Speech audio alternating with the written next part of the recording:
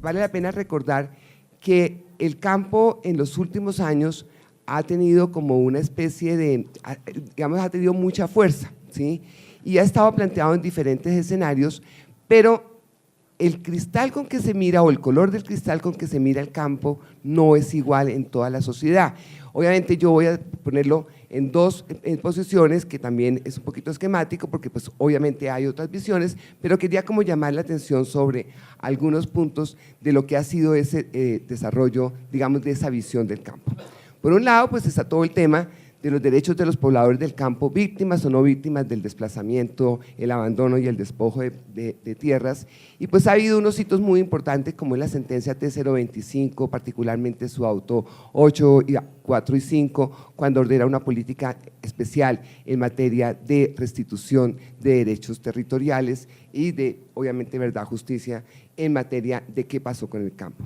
Luego viene la sentencia 970, la ley 975, que mal que bien, al igual que la sentencia T025, ponen en la agenda pública el concepto de las víctimas, que a mí me parece que es muy importante y sobre todo en un país donde la mayor parte de las víctimas, el gran porcentaje de las víctimas pues están en el sector rural y vienen todos los desarrollos en esa materia. Y dentro de esos desarrollos, pues obviamente están las leyes de víctimas y de restitución de tierras y territorios. Yo llamo las leyes porque considero que existe un paquete normativo conformado por la 1148, pero están los 3 decretos ley de indígenas, afros y raizales que han sido considerados como decretos reglamentarios y eso no es cierto, tienen el mismo estatus de la ley. Luego, todos estos debates que se dieron particularmente desde el Congreso, pero también desde entidades del Estado como la Superintendencia de Notariado y Registro y el Congreso de la República, el mismo Ministerio de Agricultura, que fue un debate que yo creo que ha sido bastante sui generis en los últimos años sobre el fenómeno de concentración y acumulación de tierras en todo el país, pero especialmente en la altillanura, donde fuentes como la Contraloría General y la misma Corporación de la Orinoquía estimaban hace 4 años como 250.000 hectáreas acumuladas. Vienen unos fenómenos muy importantes que se dan post-desmovilización, ¿sí? Porque como dicen en las regiones, se perdió el miedo de hablar, se perdió el miedo de protestar, ¿sí? Y pues quedan ese gran pacto nacional por el agro y el desarrollo rural y pues todo este desarrollo de lo que es la cumbre agraria campesina y la minga social indígena de 2013 y un replanteamiento todavía apenas esbozado de la política antidrogas y por lo tanto lo que es el tema de la sustitución de cultivos, que aún seguimos en la línea del desarrollo alternativo que está contemplado en el punto 4 y el desarrollo alternativo hasta el momento desafortunadamente por ser tan marginal no ha sido eficaz ni eficiente. Y luego por el otro lado tenemos la visión del campo para la competitividad, para la productividad, para la inserción en mercados internacionales y esa visión en esa visión pues se han dado unas normas muy importantes como la ley forestal, la ley de desarrollo rural declaradas inexequibles por no haberse consultado pese a que el fondo no fue analizado, ¿sí? Viene toda la política del Ministerio de Agricultura del 2008 de lo que se llamó la cesión de derechos de explotación de tierras de la nación, que hacía el caso más conocido es el de Carimagua, pero no era el único, estaba Carimagua y estaba la primavera me refiero concretamente a las 30 y pico mil hectáreas que le adjudicaron a la UTL del senador Merec, ¿sí? Que obviamente ese modelo, esa cesión no caminó a raíz del escándalo de Carimagua. Luego vino un acuerdo del INCODER que tuvo una vigencia de 1 mes y medio, donde permitió acumular hasta 30.000 hectáreas, la Procuraduría lo hizo revocar. Luego, pues está todo el tema de los proyectos especiales de desarrollo agropecuario y forestal, los PEDAF, del Plan Nacional de Desarrollo de la primera administración de Santos, que también fue declarado inexequible por la Corte. Viene su segundo Plan Nacional de Desarrollo, donde entonces establecemos los llamados PINE, los proyectos de interés nacional estratégico, que son muy importantes y que no se han analizado en el marco del Acuerdo 1, porque se ve el Acuerdo 1 referido a lo agropecuario, a lo forestal, y se olvida que la intervención minera o energética o en hidrocarburos está en el territorio rural también. Que estos 3 artículos del Plan Nacional de Desarrollo también están demandados por no haberse consultado y porque van en contravía de derechos ya establecidos en la Constitución política. Y por supuesto viene todo el tema de los tratados de libre comercio y las negociaciones que se han hecho en materia del campo y las recomendaciones de la OCDE, y ahora más recientemente pues estamos esperando, dicen que el viernes en Yopal el presidente va a sancionar la ley de las zonas de interés de desarrollo rural estratégico. Y hay otra política que es muy importante, que es la política de consolidación y reconstrucción territorial, sí, que empezó desde el 2003, que ha permitido, sí, a mi manera de ver, consolidar efectivamente ese modelo de desarrollo que se impuso gracias al accionar paramilitar, sí, que produjo desplazamiento, despojo, abandono de tierras y ocupación del territorio con megaproyectos agroindustriales y mineros. La siguiente. Y eso tiene que ver, esas políticas tienen que ver con el desarrollo de la institucionalidad. Y el desarrollo de la institucionalidad igual, no es simétrico entre la reivindicación de los derechos de la población del campo con el tema de la competitividad. Mientras que el tema de los derechos de los pobladores está más caracterizado por una institucionalidad de carácter transicional, me refiero particularmente a lo que se desarrolló en el marco de la 975, el Fondo de Reparación de Víctimas, por ejemplo, y todo el proceso pues, judicial, o a las leyes de restitución de víctimas y reparación, donde surgen la unidad de restitución, la unidad de reparación y el centro de memoria, pero todos tienen una vigencia temporal de 10 años, y es hace residuales, ¿sí? Porque la forma de actuar y que sus decisiones se concreten y sean verdaderamente efectivas está vinculada a esa institucionalidad permanente que no tiene el mismo ritmo de los otros. Voy a poner un ejemplo. Una decisión de un juez de restitución tiene que ir al INCODER.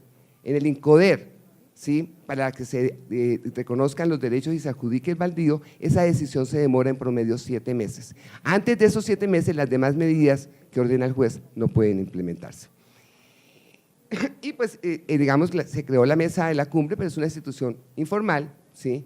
Que no es lo mismo que pasa del otro lado. En el otro lado, para el desarrollo de esas políticas que les comenté antes y de esas leyes que les comenté antes, pues primero reformamos el Instituto Colombiano de Reforma Agraria y Desarrollo Rural y creamos el Instituto, liquidamos, perdón, el primero, y creamos el Instituto de Desarrollo Rural. Le quitamos Reforma Agraria, que luego pasó a ser la UNAT, ¿sí? Cuando estaba vigente el Estatuto de Desarrollo Rural y que luego terminó siendo nuevamente el INCODER. Con la reforma del ministerio creamos la Unidad de Planificación Rural Agropecuaria, cuya principal función es el tema del uso del suelo, tema al que me voy a referir más adelante.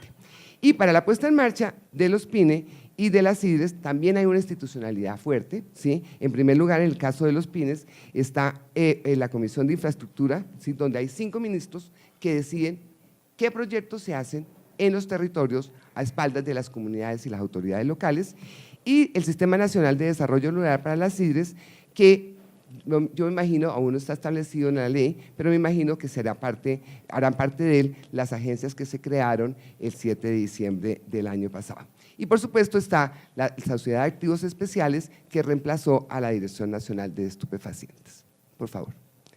Y el tema importante es la participación. ¿Cómo es la participación del movimiento campesino? ¿Cómo es la participación de los indígenas, de los afros y hasta de los mismos gremios? Y como ustedes ven, de esa institucionalidad que se creó el 7 de diciembre, en la única que hay participación real, por lo menos formal, ¿sí? De estas comunidades y de estos sectores, es en la Agencia Nacional de Tierras. En la Agencia Nacional de Desarrollo Rural, que tiene que ver con el desarrollo de las CIDRES, no existe participación de las comunidades y tampoco existe en la Agencia de Renovación del Territorio, que es la que parece más vinculada al tema de las negociaciones con las FARC.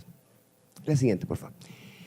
Punto el acceso a la tierra. El acceso a la tierra siempre se ha discutido, entonces, ¿cómo es el tema del acceso a la tierra? Pues se habla del Fondo de Tierras. Y cuando hablamos del Fondo de Tierras, ¿cuáles son las fuentes del Fondo de Tierras? Pues básicamente 2. extinción de dominio y recuperación de baldíos indebidamente ocupados, ¿sí? O de baldíos acumulados indebidamente. Pero cuando miramos el tema de extinción de dominio, pues las experiencias son bastante lamentables en Colombia sobre el particular, ¿sí? Yo simplemente les recuerdo, en el año 2003, el Plan Nacional de Desarrollo decía que iba a entregar 150.000 hectáreas, de las cuales 110.000 eran de extinción de dominio. Al final se entregaron 52.000 hectáreas, ¿sí? Pero se entregaron además sobre bienes incautados. Por supuesto, hubo sentencias en contra del Estado y eso generó un conflicto donde esas comunidades tuvieron que ser movilizadas a otro lugar y siguen los conflictos existiendo en el territorio. Sobre la actitud y la vocación de esos bienes, pues el INCODER evaluó entre el 2010 y el 2011, 307 bienes que fueron ofrecidos, porque en ese momento el director del INCODER dijo, a mí no me entregan hasta que yo no sepa qué es lo que me van a entregar, ¿sí? Y de esa evaluación se encontró que el 33% no eran actos y que el 22% sí lo eran, pero tenían problemas jurídicos. No te habían pagado impuestos, había litigios sobre ellos, etcétera, etcétera. Por lo tanto, solamente el 22% de esas 307, que sumaban aproximadamente 60.000 hectáreas, eran actos para la agricultura. Y además existe, pues lo que se ha demostrado también en todo este tema de extinción de dominio y destinación a bienes de programas de reforma agraria, de acceso a tierras, es que los dueños siguen dominando esos predios en gran parte del país, especialmente en zonas como el Valle, donde además se decidió entregarle a los ingenios los predios y nadie sabe, no existe un informe, un reporte que dé cuenta, ¿sí?, cómo es esa destinación, a cuánto tiempo, cuáles son las reglas. Y también, por ejemplo, en regiones como Córdoba se decidió entregarle a Corpovica y se le entregó, por ejemplo, las tangas, y cuando devolvió Corpovica, Corpovica dijo que nunca había sabido que le habían entregado las tangas. Y en cuanto al tema de recuperación de baldíos, pues la situación, ustedes saben, después de todos los escándalos, Cargill, el señor de embajador Urrutia en Estados Unidos, su renuncia, Río Paila, etcétera, etcétera, esas demandas que están interpuestas de nulidad no caminan. El caso que se interpuso mediante una acción popular obviamente fracasó porque no era el mecanismo para de recuperar esos baldíos ocupados. Río Paila pues obviamente ganó ese proceso, ¿sí? Y por el otro lado, sí avanzan adjudicaciones irregulares en territorios étnicos y en territorios ambientales, ¿cierto?, en lo que ya hemos llamado la política de formalización, que es otro de los puntos que está en el acuerdo, favoreciendo procesos de lanzamiento, ¿sí?, favoreciendo violaciones de derechos humanos.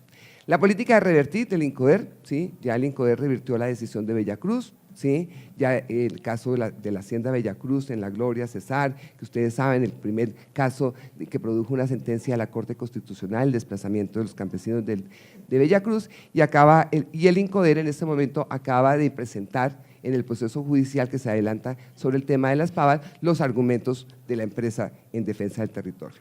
Y, por supuesto, cada día hay nuevos modelos de encubrimientos para esa acumulación de tierras. Los negocios fiduciarios son perfectos para encubrir las tierras. Pacific Rubiales tiene, bueno, Pacific Rubiales ya no llama Pacific Rubiales, Pacific tiene en este momento acumuladas 48.000 hectáreas de tierras en Rubiales, algunas en Santa Elena, y los tiene a través de negocios fiduciarios, inicialmente en Fidupetrol, ahorita pasaron a otra fiduciaria, y es una fórmula maravillosa porque nosotros dos firmamos un contrato de venta, ¿sí?, pero ese contrato es un documento privado, ¿sí?, yo soy Pacific, constituyo un fideicomiso, un patrimonio autónomo, ¿sí?, Antonio pone su bien en ese patrimonio autónomo, ¿sí?, pero en el certificado de tradición y libertad, Antonio sigue apareciendo como dueño del predio.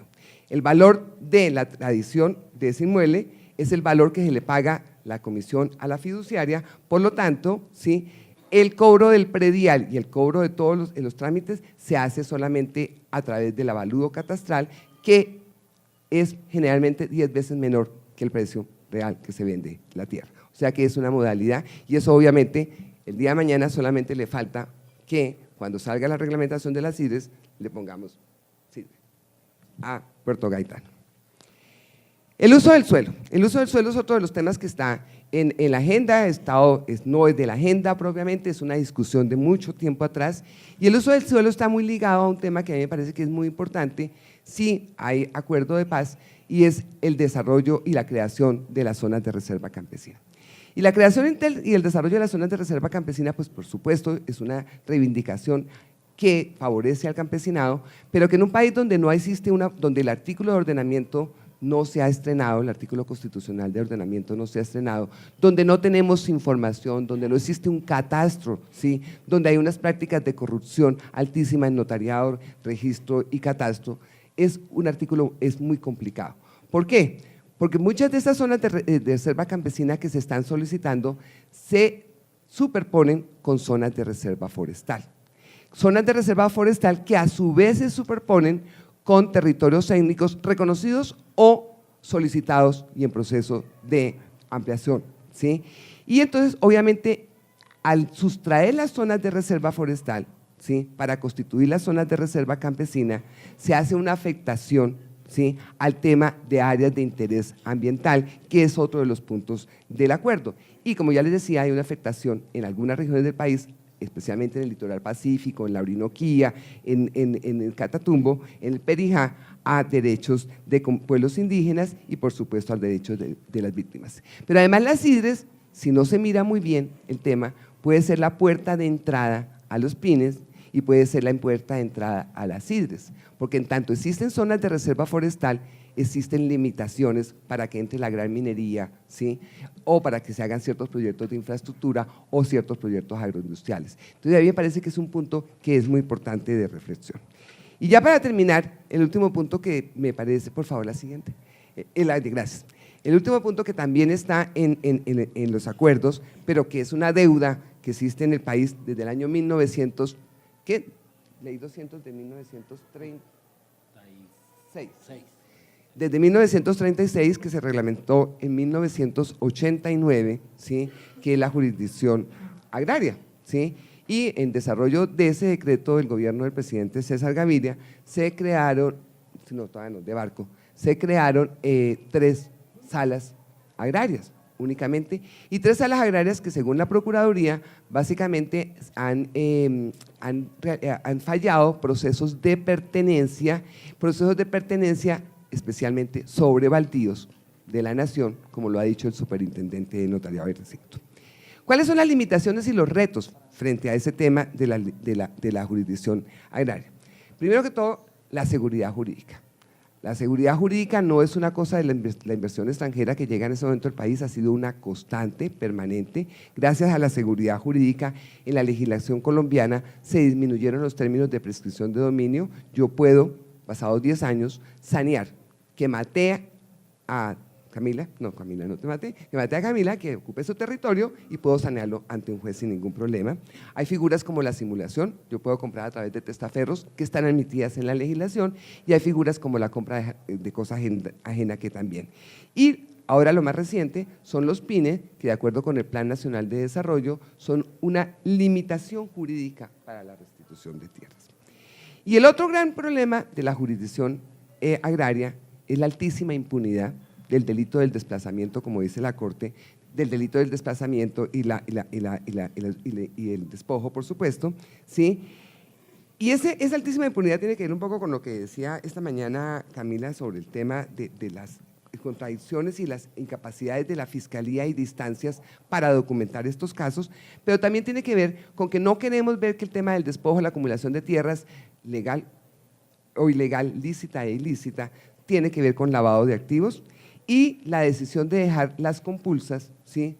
No solamente se creó la unidad, bueno, el grupo ahorita, sino que además el fiscal, ya lo dijo en una entrevista, decidió que eso pasaba a la Jurisdicción Especial para la Paz y la no tipificación como delitos del despojo y la usurpación de tierras. Ya voy a terminar, entonces. La siguiente, por favor. Entonces, todo esto no es un escenario pesimista solamente, yo quiero llamar la atención sobre los grandes retos y las grandes necesidades de cómo buscar efectivamente lo que dice Sergio Jaramillo, que haya una transformación profunda del campo, ¿sí?, y que el círculo vicioso de la violencia se convierta en un círculo virtuoso del progreso y el bienestar de las comunidades y su estabilidad. Pero eso requiere que nos pellizquemos sobre la necesidad de armonizar los discursos de cuál es el modelo de desarrollo, ¿sí?, que está para el campo. Y desafortunadamente hoy en día la decisión es asimétrica. el modelo de desarrollo de la Agencia Nacional de Desarrollo Rural, creada, está por encima, empezando porque esta tiene presidente y los demás tienen directores. El fortalecimiento del movimiento campesino y indígena y su participación real y efectiva en espacios de decisión de políticas y presupuestos. El cumplimiento de los compromisos, no solamente los de ahora, sino de los compromisos de las marchas cocaleras y de todas las marchas que ha habido en el país y que se han firmado por parte de diferentes gobiernos con campesinado, indígenas y afros. El fortalecimiento de la institucionalidad local y el mantenimiento, esta es una cosa que me parece fundamental, es que ahorita hay todo un debate para levantar el estado de cosas de inconstitucionalidad, acabar la sala de seguimiento de la T25 y yo creo que tenemos que pelear porque se mantenga en tanto se garantice de verdad los derechos de las víctimas a la verdad, la justicia y la reparación, no importa quién haya sido el victimario, paramilitares, guerrillas o Estado. Muchas gracias. Muchas gracias, Yamile. Es claro que, para ponerlo en términos de anécdota, la gran ganancia es la existencia hoy en la agenda pública, como en parte como resultado del proceso, pero en buena parte también como resultado de la movilización de las organizaciones sociales. El tema rural hoy es un tema de agenda pública, que dejó de serlo por muchos años, tantos que hasta las universidades acabaron la cátedra de Derecho Agrario. Las universidades, las facultades de Derecho acabaron esa cátedra hace mucho rato. Entonces, es absolutamente claro que el tema vuelve a estar en la agenda pública. Pero ahí, Yamile, empieza uno con dos contradicciones grandes, ¿sí? ¿Ah? Y tiene que ver con que, si bien es cierto que los desarrollos de los acuerdos de La Habana, independientemente de que, como conversábamos ahorita, pienso que por ser el primer punto que fue acordado, es el más débil en términos del desarrollo de rutas para su implementación. O sea, hay mucha, de hecho, propone 11 planes distintos, pero habrá planes. Habrá plan de vivienda, habrá plan de educación, habrá plan, etcétera, etcétera, etcétera. Teniendo en cuenta esas debilidades, ¿cuál es el lugar real que ocupa la discusión del papel de lo rural en relación con el modelo de desarrollo? ¿Sí? Más allá de que esté en la agenda pública, o sea, ¿cuál es su importancia en la discusión del modelo de desarrollo? Esa sería una primera inquietud. Y la segunda, efectivamente el 7 de diciembre de 2015, en ejercicio de las facultades extraordinarias que le dio la ley del plan de desarrollo, el presidente de la República expidió 9 decretos, que en este caso, por ser de facultades extraordinarias, ¿cierto?, son decretos de mayor nivel que un decreto ordinario de carácter reglamentario. Expidió 9 decretos, ¿cierto?, que reorganizan toda la arquitectura institucional del sector rural. La pregunta es, esa nueva institucionalidad, efectivamente, como dijo el presidente en la presentación que hizo de los 9 decretos, va a ser posible lo que él llamó el campo del posconflicto, inclusive, entre comillas, dijo, la Agencia de Renovación del Territorio es la agencia rural del posconflicto. Es decir, esa institucionalidad sí va a posibilitar el cumplimiento de los acuerdos. Y la tercera, evidentemente ha habido un crecimiento importante de la movilización campesina, indígena y afro en los últimos años, la cual se representa en la cumbre agraria campesina, étnica y popular. Pero cuando uno revisa, yo recuerdo una reunión con un líder campesino del Putumayo, cuando hablábamos de uno de los acuerdos, y sacó una carpeta y me mostró, me dice, no, es que hace 14 años yo firmé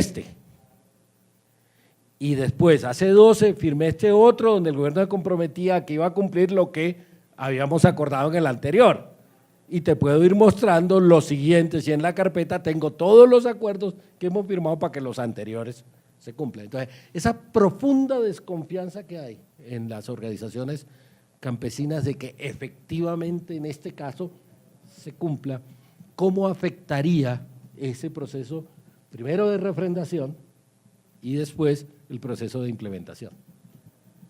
Preguntas fáciles todas.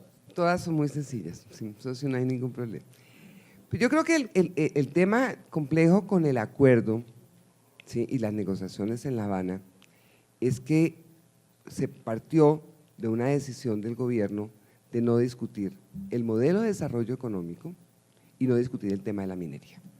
Yo creo que esos son dos vacíos muy fuertes, porque además la discusión del modelo de desarrollo económico no es una discusión que sea exclusiva o sea de la guerrilla únicamente. Es una discusión que se ha venido planteando en diferentes escenarios en Colombia. Recordemos el informe de Desarrollo Humano de Naciones Unidas, ¿sí?, donde expresamente dice que es un modelo inequitativo, concentrador, discriminatorio, que atenta contra la democracia, no participativo, etcétera, etcétera.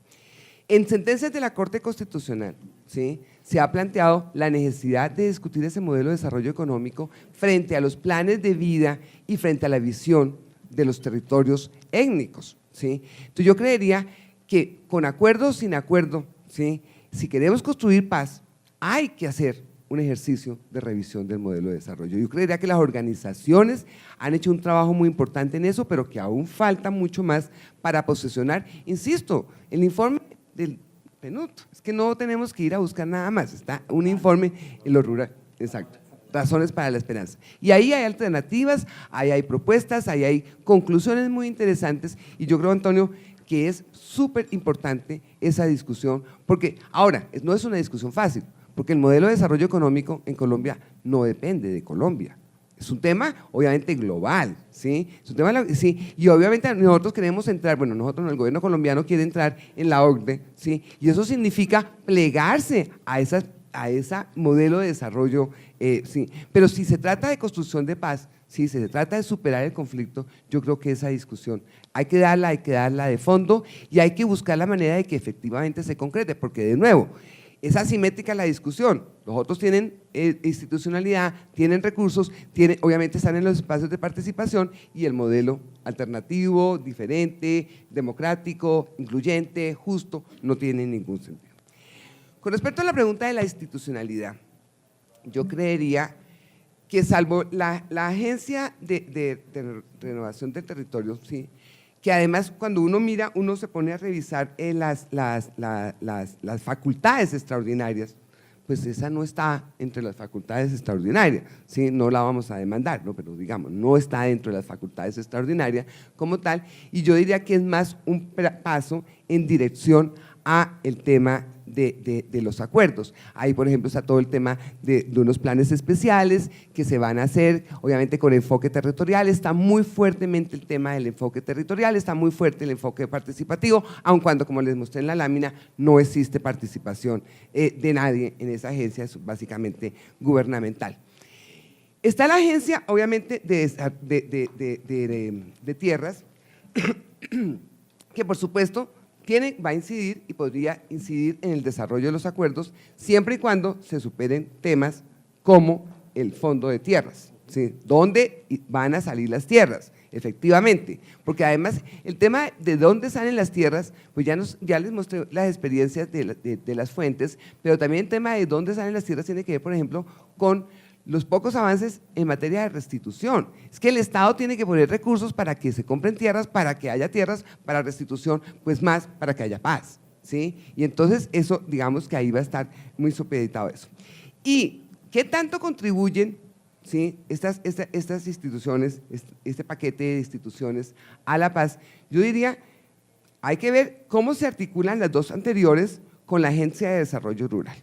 Y la Agencia de Desarrollo Rural, como les comentaba hace un momento, yo creo que fue creada para desarrollar, valga la redundancia, las sidres, ¿sí? Entonces, ¿cómo es que en esos territorios, como la Altillanura, sur de Bolívar, sur del Cesar, por poner algunos ejemplos, Catatumbo, cómo es que vamos de nuevo a armonizar, ¿sí?, ese modelo de desarrollo y esos dos fines? Sobre todo, por ejemplo, en el caso del Tibú.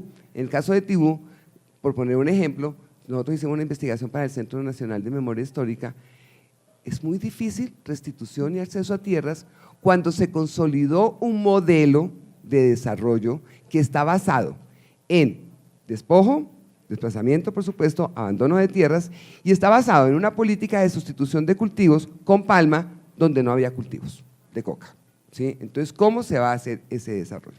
Y luego pues están las otras dos figuras que a mí me parecen bastante… bueno, cuando uno mira todas las otras, el otro tema que tiene que ver con Finagro y con la Comisión de Crédito, ¿sí? Pues lo que se hizo ahí, a mi manera de ver, de nuevo, está en función de las CITES, más que en función, ¿sí?, de la paz. Exacto, está más en función de… Y cuando mira uno… Lo de asistencia técnica, que es un punto crucial.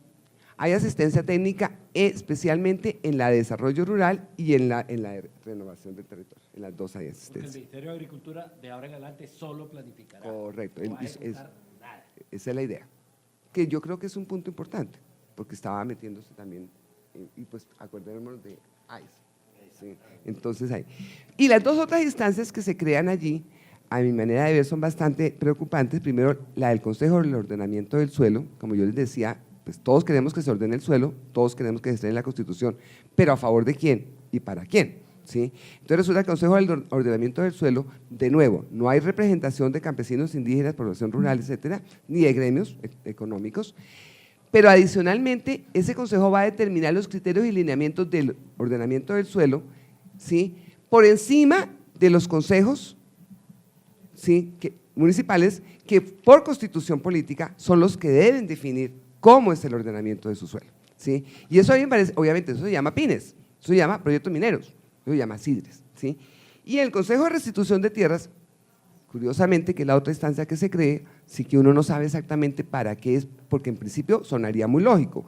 Vamos a coordinar esfuerzos para que sea eficaz y eficiente la restitución, pero resulta que no está ni la unidad de reparación de víctimas, ni está la unidad de restitución de víctimas, y por supuesto no están las víctimas, ¿sí? Entonces, en esa medida, Antonio, yo creería que esa institucionalidad todavía no es la institucionalidad para garantizar eficientemente, ¿sí?, el tema del cumplimiento de los acuerdos o la construcción de paz en los territorios, con el agravante de que puede que suceda que se decida crear una institucionalidad para la realización de los acuerdos que nuevamente sería transitoria, residual, frente a esta que ya es una institucionalidad formal y de largo plazo, ¿sí? Entonces, ahí me parece. Y en cuanto al tema de la movilización social, me acabas de plantear, y de nuevo voy a poner el ejemplo de Tibú, pero podríamos poner el ejemplo de Putumayo y el Caquetá y de Guaviare, etcétera. Efectivamente, yo conversaba ayer, sí, sobre que una de las cosas que sería muy importante en este momento para poner el plante de lo que se va a hacer, sí, en desarrollo de acuerdos de paz o no de acuerdos de paz, pero en desarrollo y construcción de paz, sería sacar los compromisos que se han firmado, ¿sí? Yo le contaba a alguien ayer que infortunadamente uno de mis grandes pesos es que varios de esos acuerdos yo firmé como testigo porque era funcionaria pública y me tocaba acompañar esas. Entonces yo llegaba a la marcha, a terminar la marcha en el Putumayo, a terminar la marcha de Tibú, etcétera, y entonces eso estaba siempre coordinado por ministros del Interior. Normalmente no sé por qué eran caucanos todos en ese momento, ¿sí? Cuando se hablaba de tierra. Y entonces uno firmaba ese compromiso, sí. Después fui funcionaria de la Defensoría del Pueblo y como funcionaria de la Defensoría del Pueblo me dediqué a buscar la manera de que se cumplieran esos compromisos, porque no se cumplían esos compromisos. Yo le hablaba a los ministros y viceministros, yo le decía, oiga, al viceministro que había firmado como viceministro, que luego era ministro, le decía, oiga, usted como ministro cumpla lo que firmó como viceministro, ¿sí? Ayer le contaba todo este cuento acá. Yo sí creo que esa sábana hay que hacerla, sí, hay que hacerla, y además yo parto digamos, yo lo he hablado con población campesina, con líderes campesinos. Hay una cosa que se llama la confianza legítima. Ese es un título, eso es un derecho adquirido. Los derechos adquiridos son alegados por la gran propiedad, pero no son alegados por los campesinos e indígenas y afros. Y yo creo que hay un derecho adquirido porque es la confianza legítima.